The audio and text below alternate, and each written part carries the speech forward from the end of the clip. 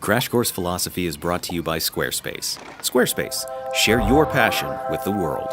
I'm Hank Green, and you and I are about to embark on a journey of inquiry into the whole world, your world, in an effort to figure out what gives it meaning, what makes it beautiful, where its evils come from, and ultimately what is the very nature of reality itself. And along the way, we're going to question every aspect of your own personal life. Why do you do what you do? Why do you think what you think? Why do you feel what you feel? Now, if you've joined me on Crash Course before, you might say we've already learned all that stuff, like in psychology and biology and anatomy and physiology, and it's true, science can definitely help us understand our thoughts and feelings and actions. But on this particular journey, we're going to be exploring aspects of the human condition that can't be explained only by hormones or neurotransmitters, by personal experiences or hereditary conditions. Because all of those chemicals and experiences that make us who we are can actually raise as many questions as they answer. Like, if all of my decisions really are just the result of how I was raised and what chemicals I have flowing through my brain, then are any of my choices actually free? And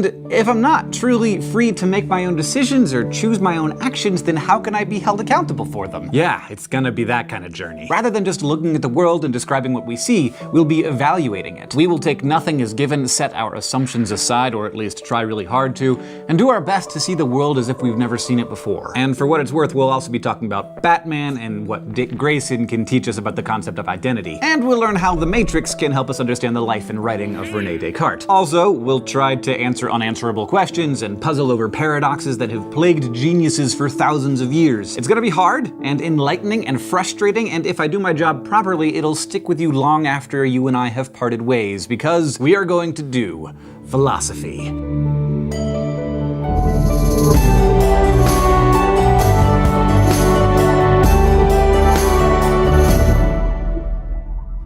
These days, people use the word philosophy to describe some opinion they might have or an approach they have to a certain topic. Like, you might have a philosophy when it comes to golf, though I personally do not. But we are going to use this word more narrowly to describe a way of approaching the world that traces its roots back to ancient Greece, 500 years before the Common Era. This was a time of great intellectual movement around the world. Buddhism and Jainism were developing in Asia at the same time philosophical thought was emerging in Greece. There, scholars were tangled up in a distinction they were just beginning to make between philos and mythos, or what we'd now roughly call science and storytelling. At that time, there were bards like Homer who were trying to understand and explain the world through stories, while the earliest philosophers were using methods that were more analytical and scientific, although they didn't really have the concept of science back then. So philosophia, literally the love of wisdom, was a new way of trying to make sense of the world. When the earliest philosophers used the word philosophy, they basically meant the academic study of anything, which, I guess could include golf. But at what we might call the first universities in the Western world, Plato's Academy and its rival Aristotle's Lyceum, math, biology, physics, poetry, political science, and astronomy were all considered to be philosophy. Eventually, scholars began thinking of these fields differently, as separate disciplines. Studies that had strong empirical elements came to be considered science, a search for answers. But philosophy came to be understood more as a way of thinking about questions.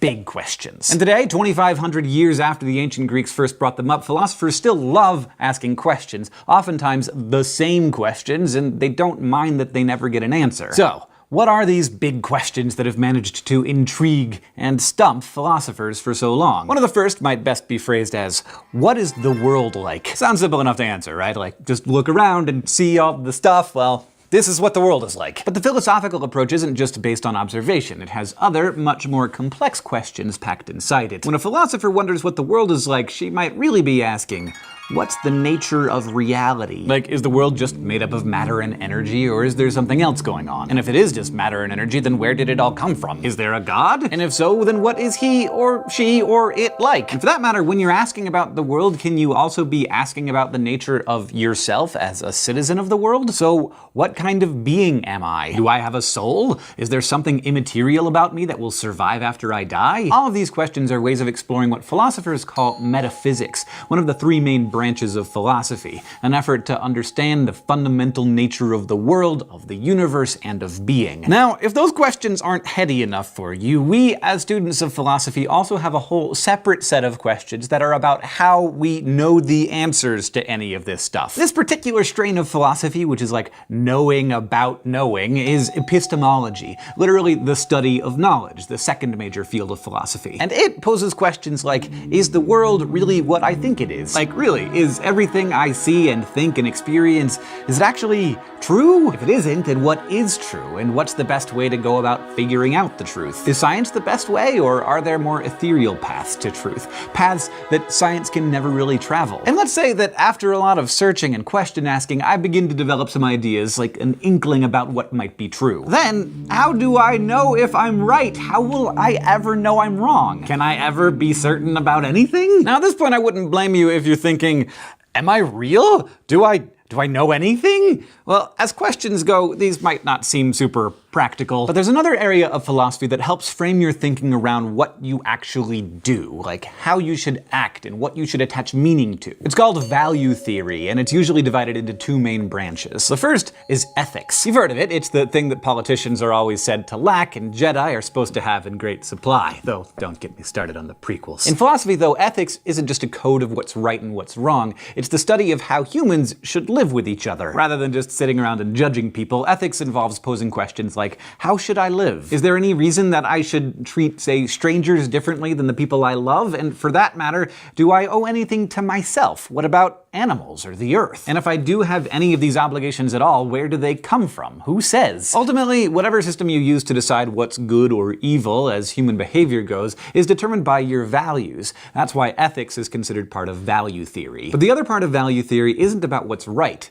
It's about what's beautiful. Aesthetics is the study of beauty and art. Now, the concept of beauty is talked about practically everywhere, from the media to art school to barber college. But for philosophers, the pursuit of aesthetics involves considering what beauty is and whether it even exists. Aesthetics is a part of value theory because beauty and art are things we value and evaluate. And many people who study this particular kind of philosophy, known as aestheticians, believe there is such a thing as the beautiful. Something that doesn't just depend on what you happen to find attractive, but something that's just objectively true. And finally, there's one more aspect of philosophy that I should mention because it doesn't ask questions so much as help us find answers. Yes, finally, some answers. And that thing, which I happen to think can be beautiful in its own way, is logic. Logic is the philosopher's toolbox. It contains the saws and hammers, the microscopes and beakers that philosophers use to go about answering their questions in a clear, systematic way. Logic is about reasoning, giving strong arguments that don't fall victim to fallacies, which are, as you will learn, the mortal enemies of philosophical precision. Okay, so metaphysics, epistemology, value theory, they might all seem pretty airy and abstract, but don't worry because you have already done philosophy, even though you might not realize it. You do it in almost every aspect of your life. Every time you argue with your parents or wonder if you should date someone or decide to eat a salad instead of a ham and cheese Hot Pocket, you are doing philosophy. Because you're thinking about the world and your place in it. You're figuring out what you value, why you value it, and what you should do about it. So here's our plan. We're gonna learn about the major fields of philosophy, posing questions and considering possible answers along the way, and each time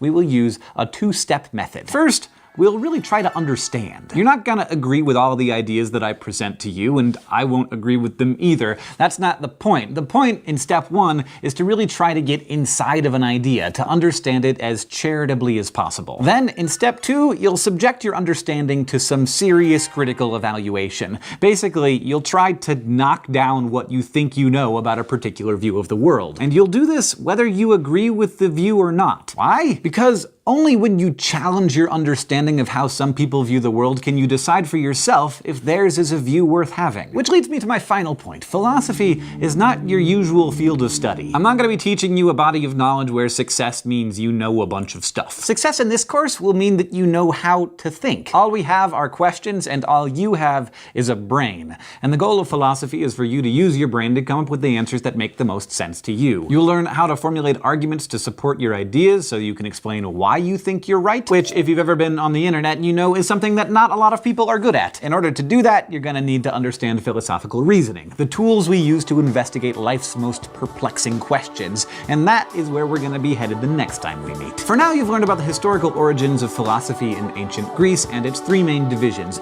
metaphysics, epistemology, and value theory. We also talked about logic and how you're going to use it to understand and critically evaluate a whole host of different worldviews. Not about golf. This episode of Crash Course Philosophy is made possible by Squarespace. Squarespace is a way to create a website, blog, or online store for you and your ideas. Squarespace features a user-friendly interface, custom templates, and 24/7 customer support.